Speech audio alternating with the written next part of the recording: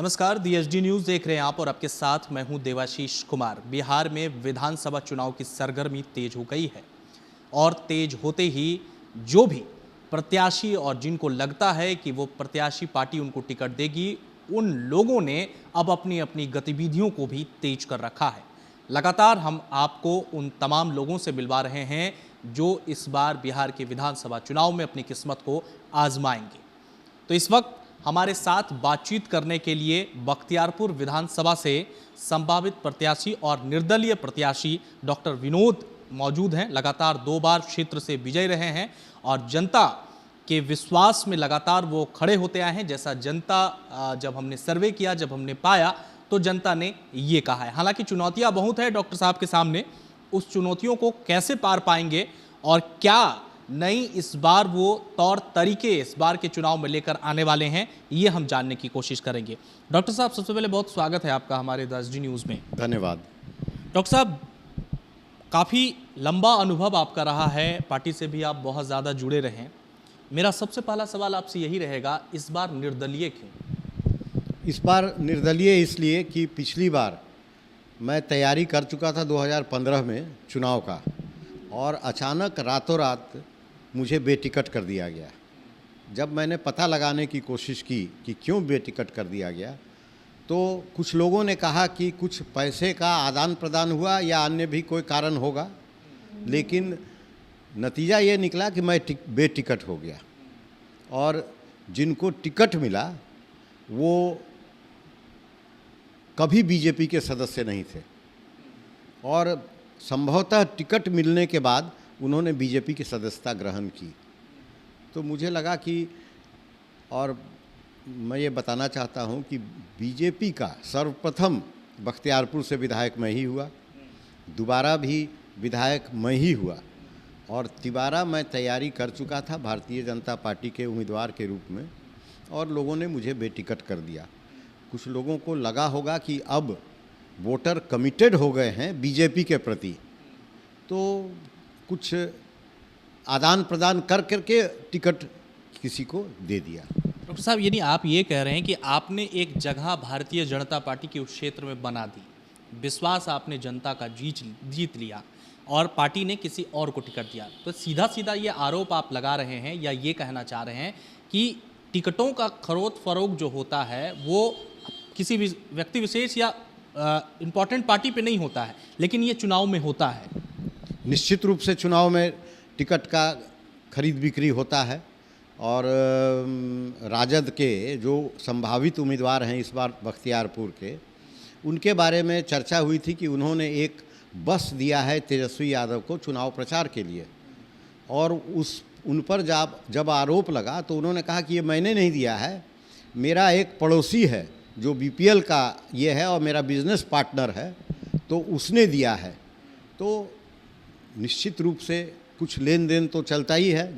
जब voter committed हो जाती है किसी पार्टी के प्रति, तो पार्टियां भी टिकट बेच देती हैं, और हमें तो ये पूरी संभावना लगती है कि पिछले बार बीजेपी ने टिकट बेचा इसलिए कि जिस उम्मीदवार को उतारा बीजेपी ने वो कहीं से सुशासन लाने के काबिल नहीं था। उस पर हत्या का आरोप, उस पर अपहरण का आरोप, उस पर डकैती का आरोप, सब तरह के आरोप उस पर हैं, और उसको टिकट, वैसे व्यक्ति को टिकट मिलना सुशासन लाने का तो कहीं से वो नहीं रूप लगता है। डॉक्टर साहब, 2 चुनौतियां हैं आपके सामने। एक तो क्षेत्र बख्तियारपुर विधानसभा क्षेत्र बहुत ज़्यादा इफेक्ट करता है वोटों को लेकर के, दूसरा कि आप इस बार निर्दलीय मैदान में उतर रहे हैं। दोनों पार्टियों से किस तरह से आपकी चुनौती रहेगी, या फिर इसे आप चुनौती नहीं मानते हैं? चुनाव तो चुनौती होती ही है, उसमें नहीं मानने का कोई प्रश्न नहीं उठता है, इसलिए कि कुछ वोटर तो कमिटेड इधर या उधर रहते ही हैं। लेकिन मेरा मानना है कि ज़्यादातर वोटर समझदार हैं, बातों को समझते हैं, और मैंने जो 10 वर्षों में उस क्षेत्र में काम किया है वो लोगों को याद है। अभी मैं घूम रहा हूँ लगातार, लोगों को याद है, और लोगों को हमारी कमी खल रही है, तो वो चाहते हैं कि पुनः एक साफ सुथरा व्यक्तित्व का व्यक्ति उनका प्रतिनिधित्व करे, और क्षेत्र का विकास हो, क्षेत्र में शांति हो, अमन चैन हो, इसलिए कि पिछले 10 वर्षों में बख्तियारपुर का काफ़ी लॉ एंड ऑर्डर गड़बड़ हो गया है। डॉक्टर साहब, इस बार दो अहम मुद्दे उठाए जा रहे हैं। राजद बेरोजगारी को लेकर के सभी जगह चुनाव प्रचार में अपने बैनर तैयार कर रहे हैं, तो बीजेपी वहीं 15 साल के विकास के कार्यों को भुनाने में लगी है। आप निर्दलीय प्रत्याशी के तौर पर क्या आपकी कार्य योजना है? क्या आपने एक मैनिफेस्टो तैयार कर रखा है कि जनता आपको ही वोट दे? बेरोज़गारी सही माने में बहुत बड़ा मुद्दा है देश के सामने में। कुछ लोग उसको कोरोना के कारण डाल देंगे और कुछ लोग उसको बद इंतज़ामी के कारण ये बेरोज़गारी बढ़ी है ऐसा मानते हैं, लेकिन सच्चाई ये है कि बेरोज़गारी बढ़ी है। और इस बढ़ती बेरोज़गारी में अगर अच्छे लोग राजनीति में नहीं आएंगे और तो अपराधी और दबंग प्रकृति के जो लोग आएंगे तो अपराध बढ़ेगा। जैसा कि आजकल हम आए दिन देख रहे हैं, चोरी, डकैती, हत्या ये सब बढ़ गया है। तो इन समाज को विपरीत दिशा में या गलत दिशा में जाने से रोकने के लिए राजनीति में अच्छे लोगों को आना ज़रूरी है और सही राह दिखाने के लिए प्रेम से, अच्छाई से, सच्चाई से, ईमानदारी से देश का विकास हो, प्रदेश का विकास हो और इलाके का विकास हो, इसी के लिए हम आए हैं, संघर्ष कर रहे हैं और संघर्षरत रहेंगे।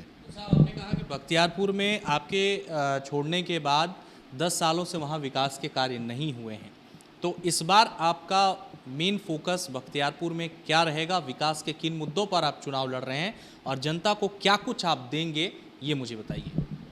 देखिए, जब मैं बख्तियारपुर से चुना गया था उस समय खुसरूपुर का एक टाल इलाका था, जब 25-30 गांव का, और वहाँ के तमाम लोग गरीबी रेखा के नीचे थे, एकदम भुखमरी के आधार पर जीते थे। और उसका कारण ये था कि बाज़ार तक आने जाने का रास्ता उनके पास नहीं था।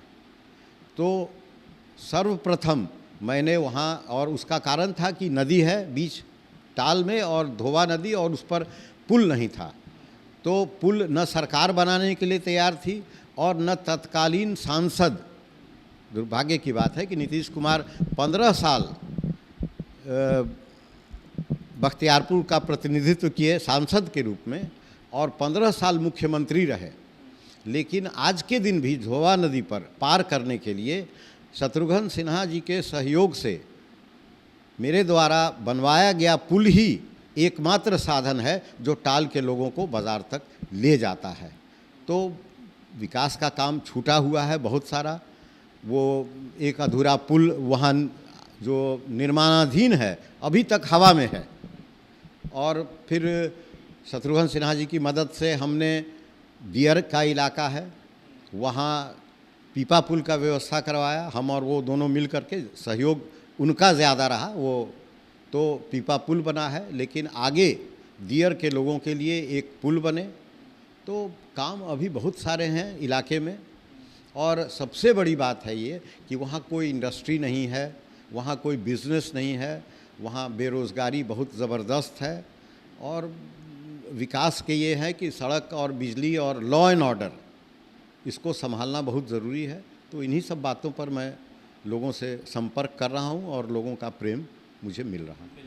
लोगों का प्रेम साफ तौर पर मिल रहा है। तो डॉक्टर विनोद जी इस वक्त थे जो इस बार बिहार के विधानसभा चुनाव में निर्दलीय प्रत्याशी के रूप में मैदान में उतरने वाले हैं। हालांकि चुनौतियां बहुत बड़ी हैं, खुद इनके जो पहले के पार्टी थे उनसे भी संभावित प्रत्याशी मैदान में खड़े हैं, आरजेडी से खड़े हैं एमयू समीकरण को लेकर के। इस बार चुनौतियां बहुत है। अब देखना बड़ा दिलचस्प होगा कि निर्दलीय प्रत्याशी के रूप में डॉक्टर साहब कितने जनता के बीच उतर पाते हैं। लगातार हम इनका कवरेज लगातार हमारे साथ जारी रहेगा। डॉक्टर विनोद जी से लगातार आपकी मुलाकात हम कराते रहेंगे। अभी के लिए आप बने रहिए। अपने सहयोगी राजेश कुमार के साथ मैं देवाशीष कुमार, DSG न्यूज़ पटना।